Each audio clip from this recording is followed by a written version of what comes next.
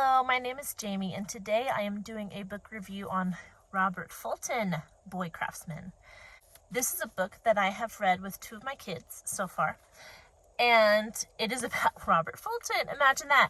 No, it starts with him as a child, as a young boy, and it really gives you a look into his childhood and how he was always fascinated with how things worked and how to make them work better.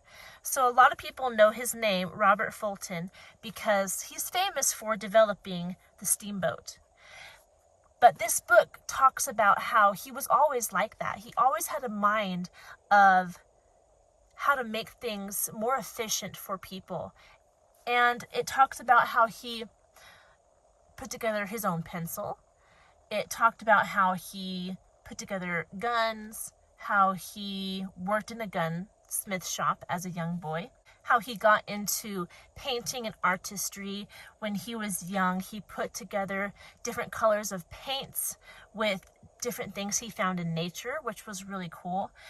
He was always inventive and always trying to make things himself and not just settle for how things were, but he was looking for a way to constantly make things better. He made life better for his mother and his siblings, and it follows him into adulthood and how he studied and who he studied with and what led him to the path. I don't want to give too much of the book away, but what led him down the path so that he could become the man that developed the steam engine.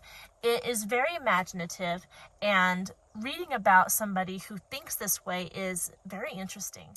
The book was published in 1945, and it has 190 pages. You can see the word spacing here. The pages aren't huge, the words aren't terribly huge, but it also has illustrations, and I like this one at the beginning. It spans 2 pages.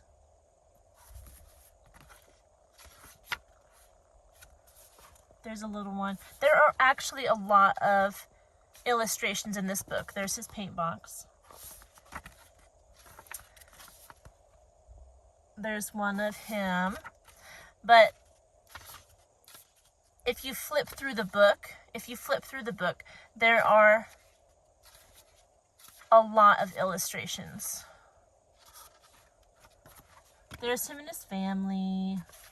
So this is a good book to read with your kids, to read yourself if you want a look into the life of Robert Fulton, instead of just hearing a name and being like, hey, this guy invented the steam engine or invented the steamboat. You can actually have a look into his life and what brought him to the place of developing the first steamboat, what made him who he was, and what we now can do to go down that path ourselves.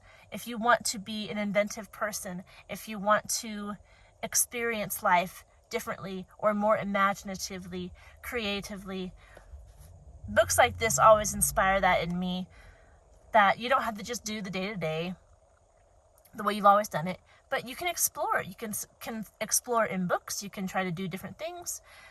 It's just, I don't know, maybe people read this and just read the story, but when I read this, I tend to think like that. I'm like, well, what could I do differently? What could I explore in my own life? You know, stuff like this led me to gardening.